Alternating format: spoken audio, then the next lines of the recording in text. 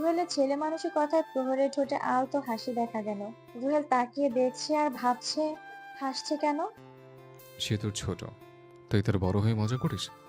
সম্পর্কটা ওর সাথে এমন, তাই ও সব মজা করে বলে।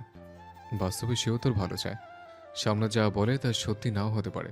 এসব প্রেম নাকি ক্ষণিকের মোহ, তাকে জানতে হবে। প্রেমে পড়া খারাপ না, কিন্তু প্রেম বেশি দিন টেকে না। ভালো লাগলে কিংবা ভালোবাসলে ঘরে তুলতে সময় থাকবে।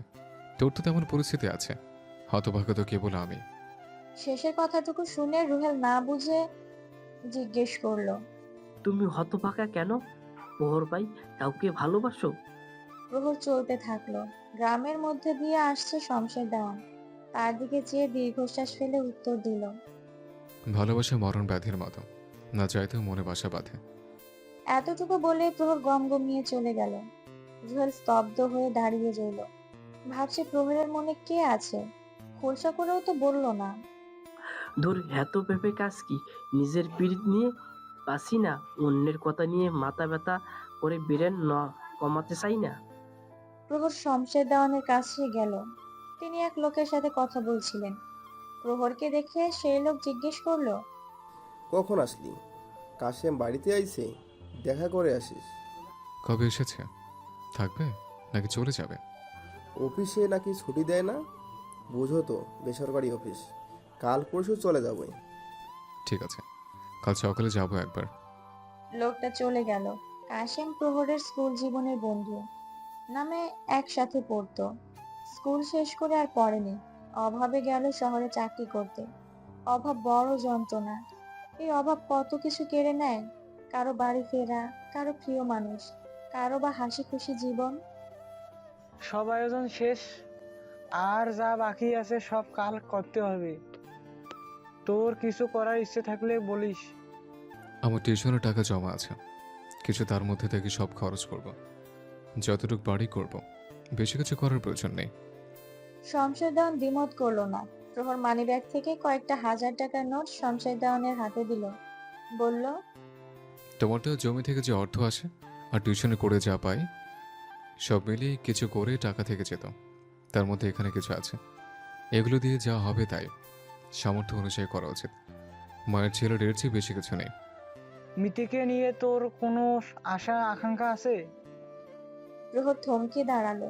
হঠাৎ এমন প্রশ্নে সে ভাবান্তরিত হলো। এমন প্রশ্ন করার তো কথা নয়, তবে হঠাৎ কেন? এমন প্রশ্ন কেন? মিতিকে নিয়ে আর সুলাইমান কিছু ভেবেছে? যদিও আগে থেকে ভেবে রাখা। ছোটবেলায় তোর সাথে নিয়ে মজা করতো সবাই, তাই জিজ্ঞেস করলাম। জানিস তুই সেসব ধরিস না। প্রহর পুকুর পাড়ে মিথির দিকে এক পলক তাকালো। ঠোঁটের কোণে শুষ্ক হাসি রেখা টেনে মনে মনে বলল, যে অনুভূতি মুখে বলার কারণে সে জানতে পারেনি, সেখানে আর কি অনুভূতি বুঝতে পারবে এই আশাও করিনি। প্রহরকে মোহনিয়া বেগম ডেকে এনেছে। রাতে রান্না করেছে শীতল। প্রহরের পছন্দের, তাই খেতে নিয়ে এসছে। প্রহর আসতে চায়নি। তারপর একটা কথা শুনে সে আসলো। মিতি ঘরে বসেছিল। মোহনিয়া বেগমের ডাকে ঘর থেকে বের হলো। বারান্দায় তার মার প্রহর দাঁড়িয়ে আছে। মিথি প্রহরের মুখের দিকে তাকালে দেখলো প্রহরের দৃষ্টি মেঝেতে নিবন্ধ। মানিক সাহেব আজ শ্বশুর বাড়ি গেছে দাওয়াত খেতে। মিথিকে নিয়ে যেতে বললেও সে যায়নি। মিথি, বিছানা পাত তো, আমি পানি নিয়ে আসি, তুই খেতে দে। এতটুকু বলেই মোহনিয়া বেগম জগ নিয়ে কলপারে গেল। মিথি বিছানা বিছিয়ে দিতেই প্রহর বসে পড়ল। মোহনিয়া বেগমও ততক্ষণে পানি নিয়ে এসে পড়ল। খাওয়ার মাঝে মোহনিয়া বেগম আর প্রহর অনেক কথাই বলেছে। মিথি চুপচাপ আছে। প্রহর একবারও তাকালেও না। মিথি যখন পানি খেতে ব্যস্ত তখন সে তাকালো, যা মিথির দৃষ্টিগোচর হলো না। খাওয়া শেষে রান্নার প্রশংসা করলো। মোহনিয়া বেগম শাশুড়িকে ভাত দিয়েছেন ওই বাড়িতে। সেখানে প্লেটে আনতে গেল। রয়ে গেল কেবল মিথি আর প্রহর। নিস্তব্ধ নীরবতা চলছে। প্রহর বুঝলো এখানে থাকা যাবে না। সে না তাকিয়ে চলে যেতে নিল। তবে সে কি আর যেতে পারলো? প্রহর ভাই, সেদিন জানালায় চুড়ি আর চিরকুট আপনিই রেখেছিলেন? প্রহরের পা জোড়া থেমে গেল। হৃদয়ে দোলা দিল অথৈ প্রেমের গল্প। সে তাকিয়ে আর থাকতে পারল না। আঙিনা থেকে সোজা হয়ে ঘুরে চোখ রাখলো বারান্দায় দাঁড়িয়ে থাকা মিথির উপর, যে উত্তরের আশায় চাতক পাখির ন্যায় তাকিয়ে আছে। এত আকুলতা যদি তার জন্য হতো, তবে কি মন্দ হতো? হ্যাঁ, দিয়েছিলাম। কেন দিয়েছিলেন? মন খারাপ দেখে? হ্যাঁ, তাই। মন খারাপে তোকে মানায় না, তাই। মিথি দৌড়ে ঘর থেকে সে ডায়েরিটা আনলো। প্রহরের কাছে এসে সে শেষ পৃষ্ঠাটা বের করে সামনে ধরলো। জিজ্ঞেস করলো, এটা কার জন্য লিখেছেন প্রহর ভাই? মিথি প্রবল আগ্রহে এবারও জল ঢেলে দিল। বলল, কিছু প্রশ্নের উত্তর দেওয়া যায় না মিথি, কিছু উত্তর খুঁজে নিতে হয়। তবে এই প্রশ্নের উত্তর খুঁজতে চাস না। উত্তর মিললেও সে উত্তর ভালো নয়, বরং খারাপ কিছু বয়ে আনবে। জীবনে কে আছে একবার বলে দেখুন। আপনার এমন জীবন মোটেও প্রাপ্য নয়। আমি চেষ্টা করতে পারি তাকে এনে দেওয়ার। প্রহর এগিয়ে গেল। এবার আর থামলো না। দরজার কাছে গিয়ে কেবল একটা কথাই বলল, রবীন্দ্রনাথ ঠাকুর বলেছেন, মানুষ যা চায় তা পায় না। তার কথাটা মিথ্যে নয়, তাই তো আমিও তাকে পাবো না। মিথির ভাবনা নড়ে গেল। মনে অন্য কিছু আসলেও তা প্রহরের উত্তরে মিথ্যে প্রমাণিত হলো। প্রহর বাড়ি থেকে বেরিয়ে আকাশের দিকে তাকালো। জ্যোৎস্না রাতে আকাশে আধখানা চাঁদ দেখা দিচ্ছে। তখনই একটা জোনাক পোকা কোথা থেকে যেন উড়ে এলো। প্রহর সেদিকে তাকিয়ে হাসলো। আজকাল গ্রামেও জোনাকি আর দেখা যায় না, অথচ আগে কত দেখতে পেতাম। না বুঝে পা দিয়ে মারিয়ে দিতাম, মাটিতে মিশেও জ্বলতো বলে। সব শেষে বাড়ির পথে যেতে যেতে একবার মিথিদের বাড়ির দিকে তাকিয়ে বলে উঠলো, জীবনে দুঃখ পেলাম, কষ্ট পেলাম, আনন্দ পেলাম সামান্য, কেবল পাইলাম না তোমার ভালোবাসার আধিপত্য। শুক্রবারে জুম্মার নামাজের পর মিলাদ হবে, তারপর সেই লোকগুলোকে খাওয়ানো হবে। এমনই ভাবে আয়োজন চলছে। এখন সকাল 10টা। সকলে কিছুটা ব্যস্ত।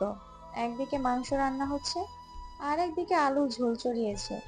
ভাত আর একটু পর চড়াবে, নয়তো এখন থেকে রান্না করলে ঠান্ডা হয়ে যাবে। মাংস, আলুর ঝোল, তরকারি তাড়াতাড়ি রান্না শেষ করে তারপর বাকি কাজ। প্রহর, পিয়াস দুজনেই কাজে সাহায্য করছে। শমশের দেওয়ান চেয়ারে বসে আছেন। কোথায় কি করতে হবে তা মাঝে মধ্যে বলে দিচ্ছেন। প্রহর কাজের ফাঁকে একবার এদিক সেদিক তাকালো, কিন্তু না, কাঙ্ক্ষিত মানুষটি দেখা পেল না। দূরে শুধু রীতিকে দেখা যাচ্ছে বাচ্চাদের সাথে খেলছে। পিয়াস রীতিকে ডাকলো। রীতি খেলা বাদ দিয়ে ছুটে আসলো। প্রহর সেখানে ছিল। একবার তার দিকে দেখেই পিয়াসের পাশে গেল। কি হয়েছে ভাইয়া, ডাকছো কেন? নিয়ে আয় তো। তুই আর মিঠি তো মাংসের ঝোল দিয়ে মুড়ি মাখিয়ে খেতে পছন্দ করিস। মাংস রান্না শেষ, ডিশ থেকে নামিয়ে নিলে তলায় থাকা ঝোল দিয়ে মুড়ি মাখাবো, অনেক মজা হয়। রীতি তো খুশি হলো। বড় ডিশে রান্নার স্বাদই আলাদা। তলানির ঝোল নিয়ে মুড়ি মাখানো আরো মজা। রীতি তখনই ছুটলো। প্রহর রীতি ছুটে চলা দেখে নিজেকে বলল, পছন্দ অপছন্দে যার এত খেয়াল, আমি পারতাম নাকি তার মতো রাখতে এত খেয়াল? ভালোবাসার থেকে ভালো রাখাটা জরুরি, তাই তো ছেড়ে আসছে। জানি সেখানে থাকবে সে সুখে। এক্সকিউজ মি, এখানে দোয়ান বাড়িটা কোন দিকে? মেথি, শার্লিন আর রিনিতা এসেছিল গ্রামের শেষ প্রান্তের কাঁচা রাস্তায়। মূলত গ্রাম ঘুরতে এসেছিল রিনিতাকে নিয়ে। সে তো গ্রামে মাঝে মাঝে আসে। কাল এসেছে, কয়দিন পর আবার চলে যাবে। তাছাড়া মিথি আর রীতি তো প্রায় নিত্যদিনই গ্রাম চষে বেড়ায়। দুজনের বয়সের ফারাক 3 বছরের ছোট বড় হলেও তাদের মিল ভীষণ। দুজনে প্রায় সব সময় একসাথেই ঘুরে। বন্ধু বলতে তাকেই সে বোঝে। সময়ে অসময়ে তাকেই পাশে খুঁজে। কাঁচা রাস্তার দিকে গাড়ি চলাচল নেই বললেই চলে। কিছু মানুষ সাইকেল, মোটরসাইকেল নিয়ে যাওয়া আসা করে, কেউ হেঁটে চলে পথে।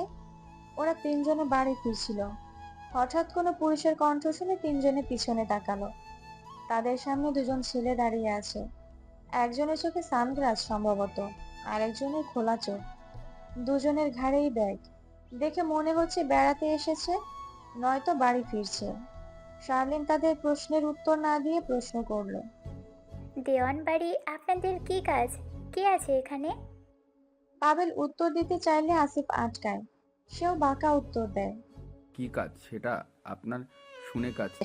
ধীর কোন কণ্ঠে দিকে আওড়ালো, শুধু একটু বলেন। মজাও বোঝে না, কি অবুঝ রিনিতা আর সে মিথি পাখি। শুধু দেখছে। শার্লিনের বাঁকা উত্তর শুনে রাগ হলো। বলল, জানি না, আপনারা নিজে খুঁজে নিন। কি বদমাশ মেয়ে রে বাবা, সোজা প্রশ্ন বাঁকা উত্তর দেয়। ঠিকানা বললেন? বদমাইশ বলতেই শার্লেন ক্ষেপে গেল। লেগে গেল কথা কাটাকাটি। মিতি থামতে বলছে, কিন্তু হচ্ছে কই। পাশের ছেলেটা আবার বিরক্ত হলো। তুই থামবে? চল এখান থেকে গ্রামে সকলের শেষে বাড়ি খুঁজে পাওয়া ব্যাপার নয়। বলেই হাঁটতে শুরু করলো। পিছন পিছন ছেলেটাও দৌড়ে গেল। শার্লেন কিছুটা ফুঁসছে যেন। মিথি বলল, ওই বাড়ি খোঁজ করছে নিশ্চয়ই, কোনো দরকারে এসেছে, কিংবা হতেও পারে কোনো আত্মীয়। আমাদের আত্মীয় হলে চিনতাম না। আরে কি হয় হোক, চলো তো।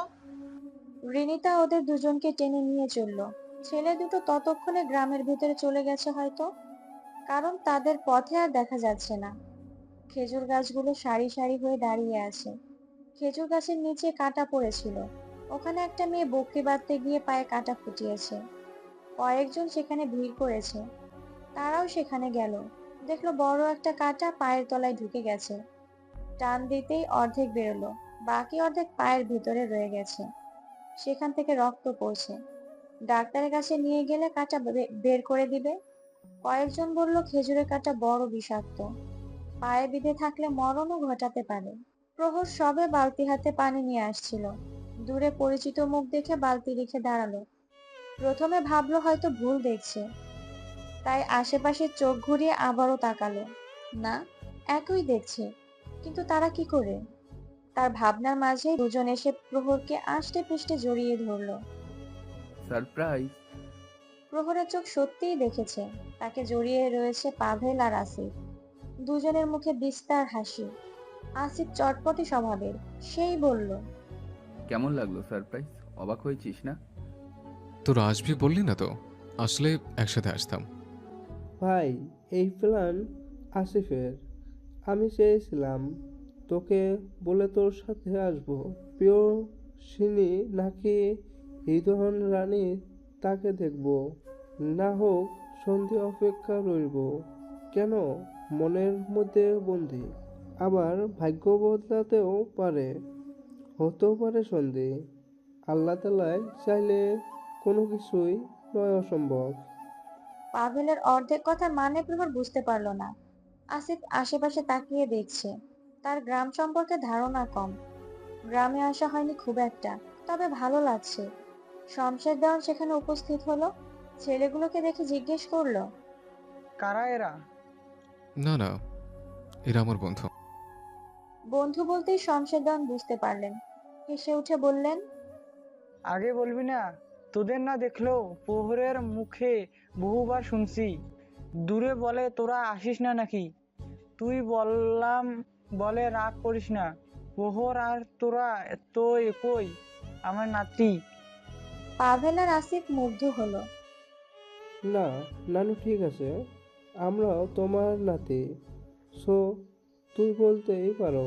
আজ এসেছি, পরশ যতদিন থাকবে আমরাও থাকবো, এবং নানা নাতিরা মিলে আড্ডা দেব। শমশের দেওয়ান সহ সকলে হেসে উঠল। তিনিও বেশ শৌখিন মানুষ, তা বলার অপেক্ষা রাখে না। শার্লিন, হৃদিতা আর মিথি বাড়ির দিকে আসছিল। তিনজনে গল্পে মত্ত। হুট করে মিথির চোখ আটকে গেল সামনের মানুষগুলোর সাথে মানুষকে দেখে। এ আপা সামনে দেখো।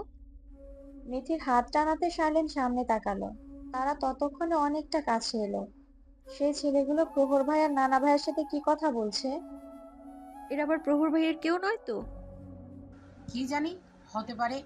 তাহলে আমাদের দেখলে যদি প্রহর ভাইকে বেয়াদবি করার কথা বলে দেয়? রিনিতার কথা শার্লিন ঠোঁট বাঁকিয়ে বলল, আমরা কখন বেয়াদবি করলাম?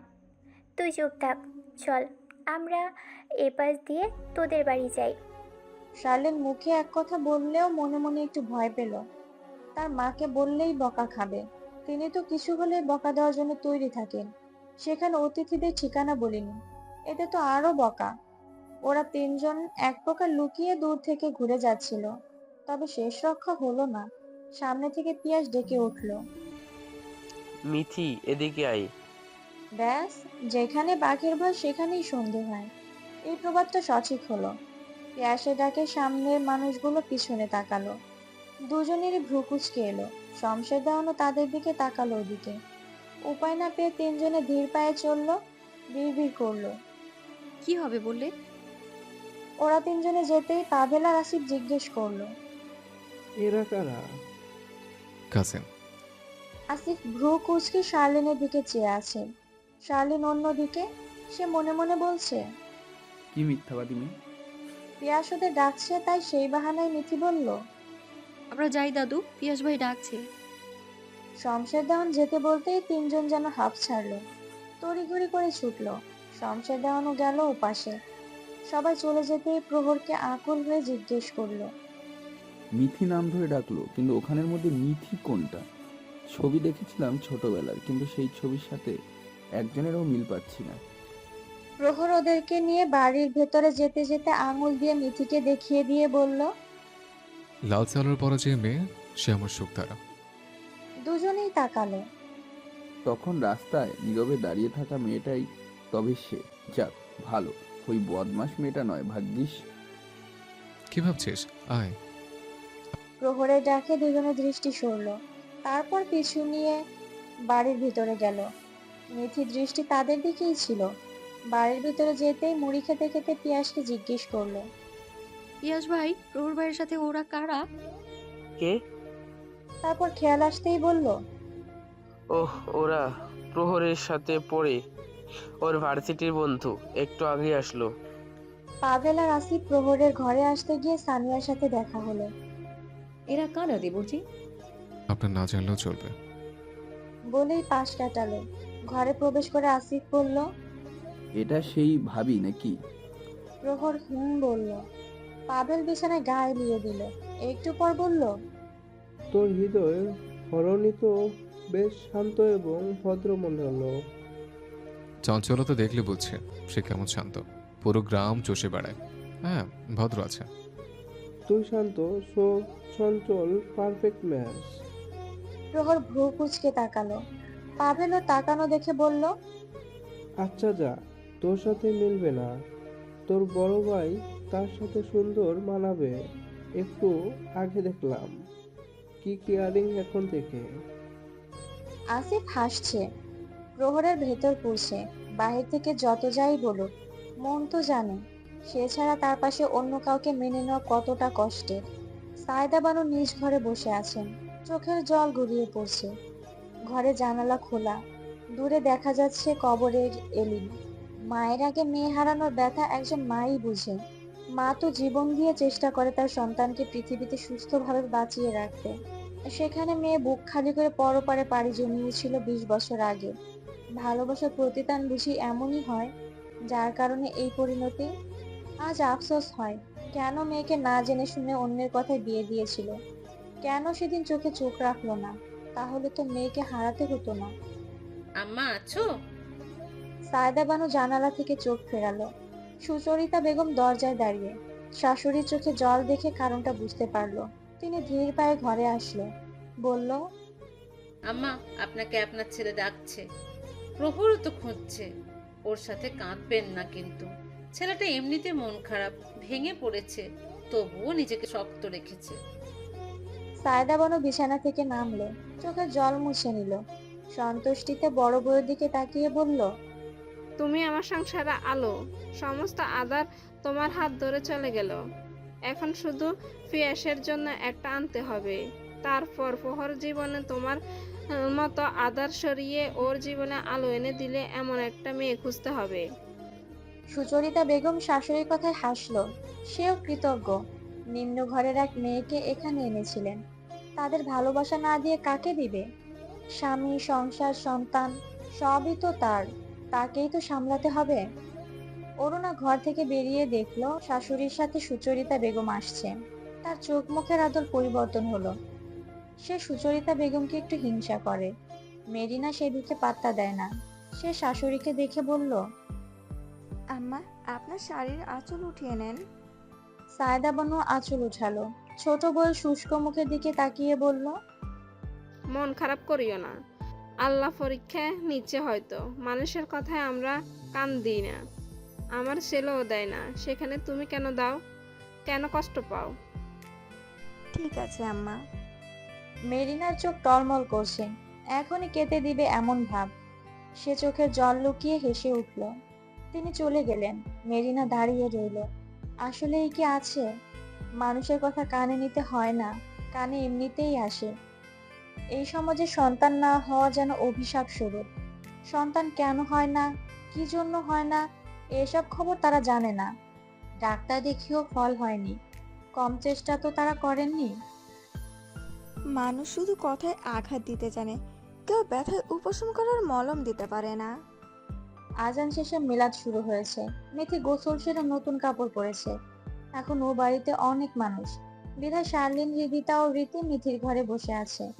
শার্লিন গল্পের মাঝে বলল, ওই ছেলেটার সামনে পড়েছিলাম, দেখেই বলে বদমাইশ মেয়ে তারাও। প্রহরকে বলে দিব, কত বড় শয়তান দেখেছো। যদিও প্রহর ভাইকে বললে সমস্যা নেই, আরেকটা ছেলে আছে না, ওটা কিন্তু ভদ্র দেখে মনে হয়। বাহিরে শোরগোল বেশি হলো। মিথির চোখ পড়লো দূরে পুকুর পাড়ের পাশে। শুভ্র পাঞ্জাবি গায়ে প্রহর দাঁড়িয়ে। ওখানটায় ওনার মায়ের কবর দেওয়া আছে। মিথির ঘরে জানালা দিয়ে পুকুর পাড়ে কিছুটা দেখা যায়। পুকুর পাড়ের পাশে অনেকটা জায়গা আছে যেখানে দেওয়ানবাড়ির পারিবারিক কবরস্থান। মিথি দূর থেকে প্রহরের চেহারা দেখতে না পেলেও বুঝতে পারলো তার অবস্থা। মা হারানোর ব্যথা না বুঝলেও এক মুহূর্তের জন্য যখন ভাবে মা ছাড়া পৃথিবী, তখনই বুক কেঁপে ওঠে। মনে হয় কাঁটাযুক্ত পথে দাঁড়িয়ে আছি। আর সে তো মা বাবা দুটোই হারা। ছোট থেকে মানুষ হয়েছে, পায়নি কারো ভালোবাসা। পৃথিবীতে মা বাবা ছাড়া সবার ভালোবাসা তুচ্ছ মনে হবে। যার বাবা মা নেই, তার পুরো পৃথিবীর পথ অস্ত্রের উপর দিয়ে হাঁটার ন্যায়। তার বন্ধু দুটো প্রহরকে দুপাশ দিয়ে জড়িয়ে নিল, কাঁধে হাত রেখে ভরসা দিয়ে নিয়ে আসছে। প্রহর হাত দিয়ে চোখে জল মুছছে।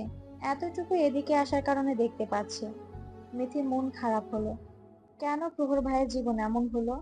জীবনে কেউ একজন থাকলেও তো পারতো। নাই মা বাবা, আর এদিকে প্রিয়জন হারানোর ব্যথা। মনে মনে সে এবার ভেবে নিল, প্রহর ভাই না বলুক, তার বন্ধুদের একবার জিজ্ঞেস করে দেখবো, যদি কিছু জানা যায়। মিথি, আয় রে, সবাইকে ডাকছে। আহা, মিথি ভাবনার ছেদ ঘটল। জানালার দিকে কেউ নেই। শার্লিন তাকে ডাকছে দরজার কাছ থেকে। ভাবনার কতটুকু সময় মশগুল ছিল সে নিজেও জানে না।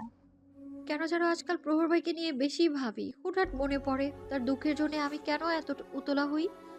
কই আগে তো হইনি এমনটা। কি রে, আসবি নাকি? আসছি।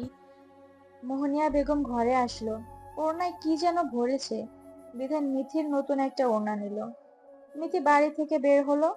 মানিক সাহেব মিলাদ শেষ করে পাঞ্জাবি খুলে রাখতে ঘরে আসছিল। মিথিকে দেখে পাঞ্জাবিটা তার হাতে দিল, বলল, এটা নিয়ে যা তো মা, খেতে দিতে গেলে তরকারির ঝোল ভরলে সাদা পাঞ্জাবি শেষ। মানিক সাহেব স্যান্ডো গেঞ্জি গায়ে চলে গেল। মিথি দৌড়ে ঘরে এসে পাঞ্জাবি রেখে আবারও ছুটলো। তার দৌড় থামলো গিয়ে ওই বাড়ির সামনে। মেলাদের মানুষগুলোকে খেতে দিচ্ছে। বাহিরে সারি করে কার্পেট বিছিয়ে দিয়ে সবাই ব্যস্ত খেতে দিতে। মিথি অলিন্দ নীরের গেট পেরোতে গিয়ে কারো কাঁধের সঙ্গে ধাক্কা খেলো। পড়ে যেতে চাইলো, পড়লো না। তবে সামনের মানুষটার দিকে তাকাতেই মুখ ছোট হয়ে এলো, জিভ কাটলো। সামনে প্রহর দাঁড়িয়ে, তারই সাথে ধাক্কা লেগেছে এবং হাতে থাকা জগের পানিগুলো তার উপর তার পুরো শরীর ভিজিয়ে দিয়েছে। বুকের সামনে পাঞ্জাবির পুরো অংশ ভিজেছে। প্রহরের মন খারাপ বিধায় চোখ মুখ বিষণ্ণ ছিল। মিথি জিভ কেটে কানে হাত দিয়ে বলল, দুঃখিত প্রহর ভাই, আমি আপনাকে দেখিনি। প্রহর কিছু বলল না। তার দেরি হচ্ছে। পাশ থেকে আসিফ আসলো। তার হাতে জগটা দিয়ে বাড়ির ভেতরে চলে গেল। মিথি দাঁড়ালো এক পাশে। তারও মন খারাপ হলো। নিজেকে গাধি উপাধি দিল। চোখে দেখতে পাস না? আসিফ মিথির দিকে নজর দিল। সে আনমনে কিছু ভাবছে। আশেপাশে তাকালো, তারপর মিথির উদ্দেশ্যে বলল, তোমাকে একটা প্রশ্ন করব। মিথি চোখ তুলে তাকালো। তারই দিকে চেয়ে আমি ডার মানে তাকেই বলছে। সে মাথা নাড়ালো। অনুমতি পেয়ে আসিফ বলতে নিল, মিথি, এখানে কি করছিস? বাড়ির ভেতরে যা। আসিফ পিছনে তাকালো। পিয়াস দাঁড়িয়ে আছে, সন্দেহভাজন দৃষ্টি তারই দিকে। মিথি মাথা নিচু করে দৌড় দিল। পিয়াস আসিফের দিকে তীক্ষ্ণ দৃষ্টিতে তাকিয়ে চলে গেল নিজের কাজে। সে চলে যাওয়া দেখে ধীর কণ্ঠে বলল, এই কি ভিলেন নাকি নায়ক, কোনটা? নাকি ব্যর্থ প্রেমিক। আল্লাহ জানে কে কোনটা হবে।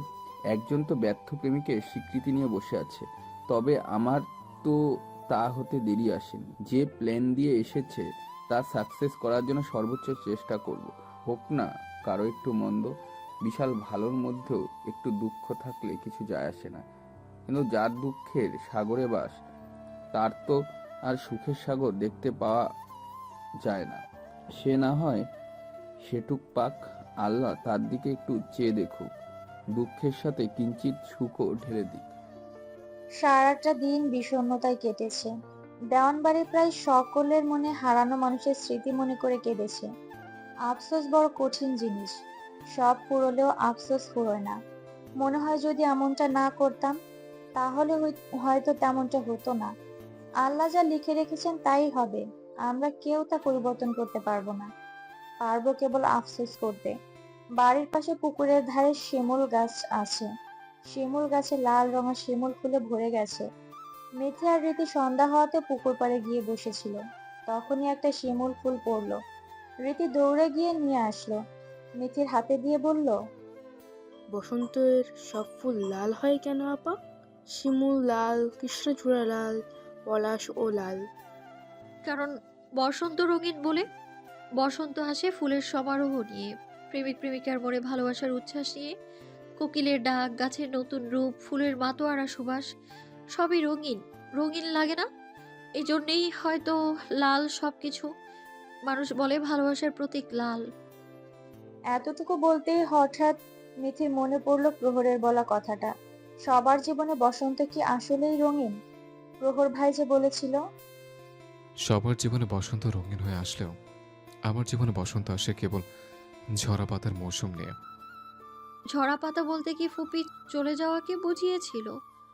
হতে পারে তার মৃত্যুবার্ষিকীতে এই বসন্তে কি পড়ে। সে একবার আশেপাশে তাকালো, কাউকে নজরে পড়লো না। রীতিকে জিজ্ঞেস করলো, প্রহর ভাইকে দেখেছিস?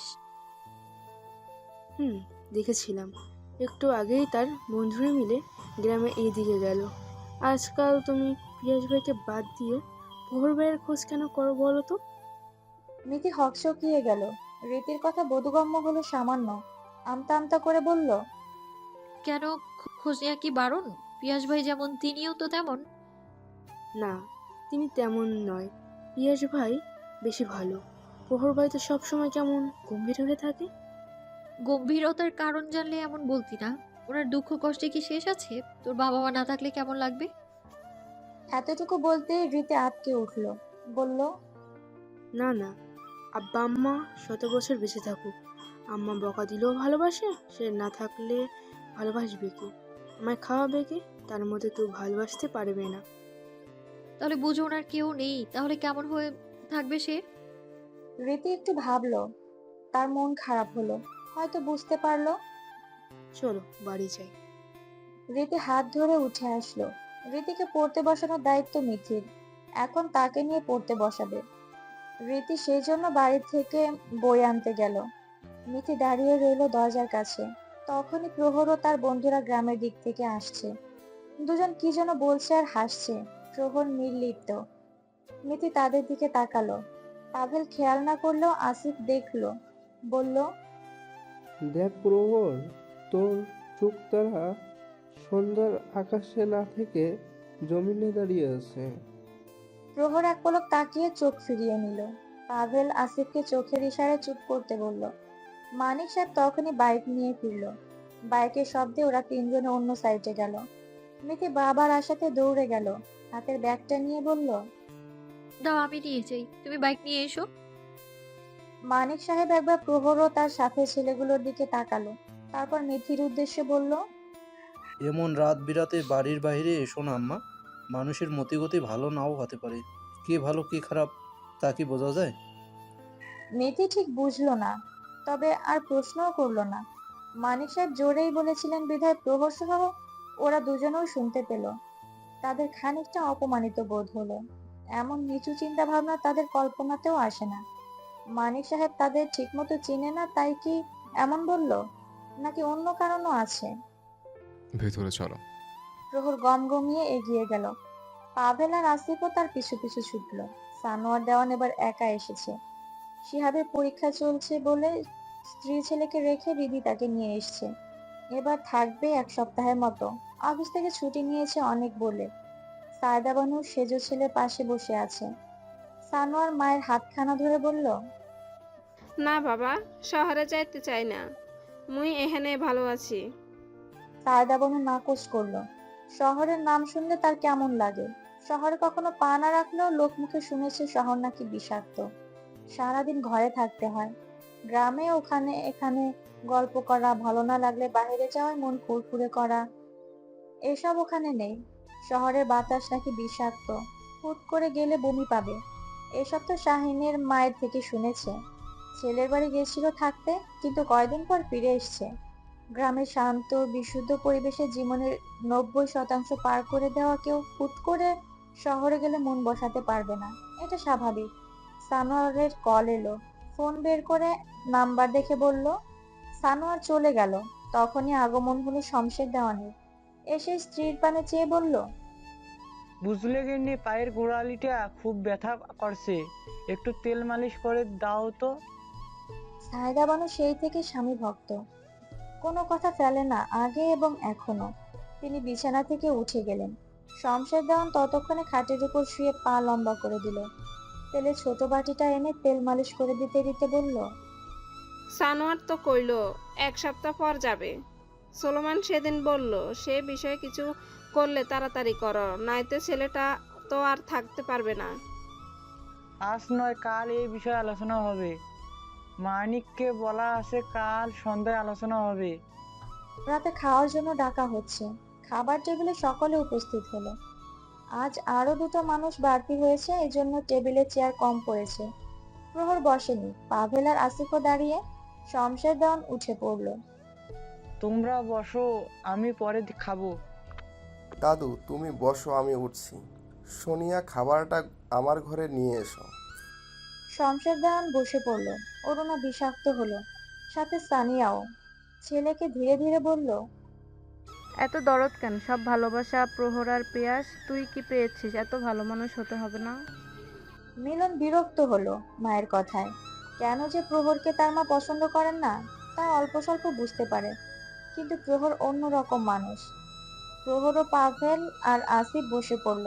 সুচরিতা মেরিনা খেতে দিচ্ছে, অরুণাও দিচ্ছিল, কিন্তু প্রহরদের দিকে আসলো না। বাটি রেখে ওপাশে চলে গেল। খাওয়ার মাঝে সাহার দেওয়ান প্রহরের উদ্দেশ্যে বলল, শুনলাম চাকরির পরীক্ষা দাও, চাকরি কি হচ্ছে না? চাকরি না হলে পড়াশোনা করেন, টাকা নষ্ট করে কি লাভ? বিদেশে তাও একটা গতি হয়েছে। প্রহরের খাওয়া থেমে গেল। পাভেল আর আসিফও হাত থামিয়ে রাখলো। প্রহর মুচকি হাসলো, বলল, চেষ্টা করছি, কিন্তু ভাগ্য খারাপ। তবে ভালো হয়েছে, এই কারণে হলেও মানুষ চিনতে শিখেছে। প্রহরের কথা কেড়ে নিয়ে পিয়াস বলে উঠল, পড়ালেখা শুধু চাকরির জন্য করে না চাচ্চু, পড়ালেখা মূলত শেখার জন্য, জানার জন্য করে। হ্যাঁ, জীবনে চলার পথে কর্মের প্রয়োজন আছে।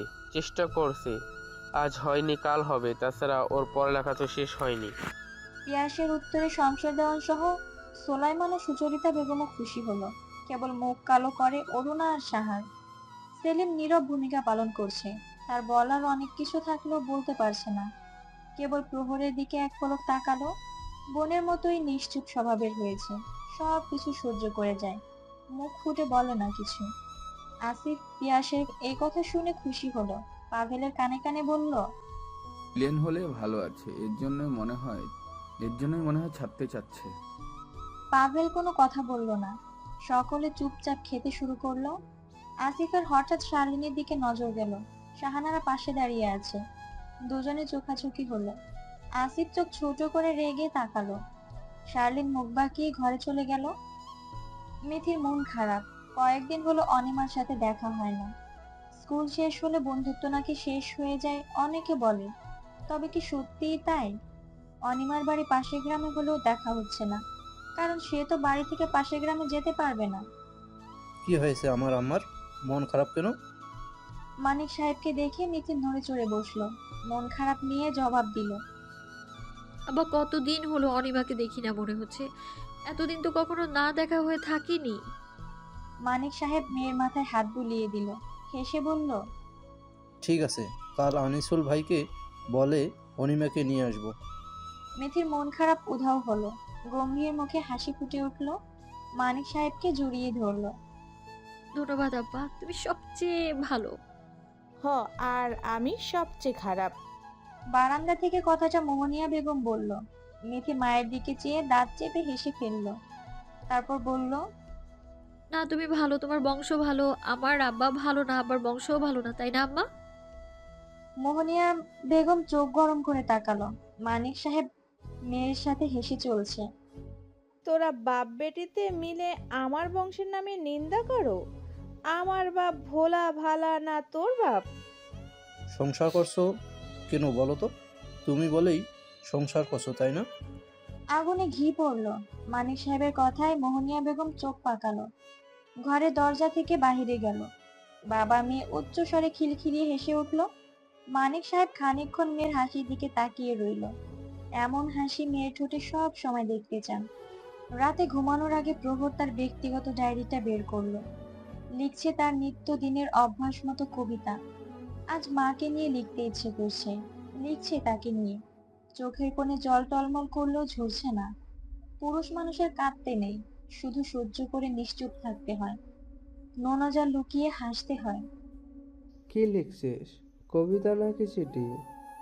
কিছু দুঃখ, কিছু অনুভূতি, যা কবিতা হয়ে ডায়েরির পাতায় থাকে বন্দি।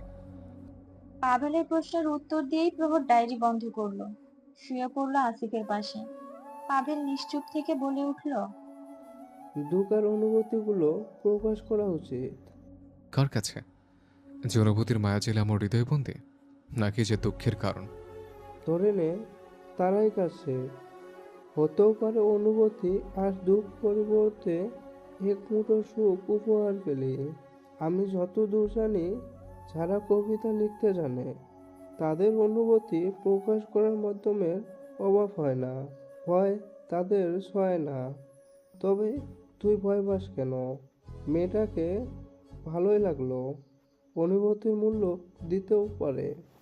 প্রহর চোখ বন্ধ অবস্থায় বাঁকা হাসলো। পাভেলের উত্তরে বলল, অনুভূতির পরিণতি জানতে চাই না, সে ভালো থাকলেই হবে। আমি ভয় পাই না। আমি শুধু চাই না আমার জন্য কেউ দুঃখ পাক, খুশিতে ভাটা পড়ুক। পাভেল বুঝলো এর সাথে কথা বলে লাভ নেই। আসিফ ইশারে চুপ করতে বলল, যা হবে দেখা যাবে। আজকের দিনটা যাক, কালই কিছু হবে। নতুন দিনে নতুন কিছুর আশায় চোখ বুঝলো। সত্যিই কি নতুন দিন আনন্দের হবে, নাকি আধারে ঢেকে যাবে?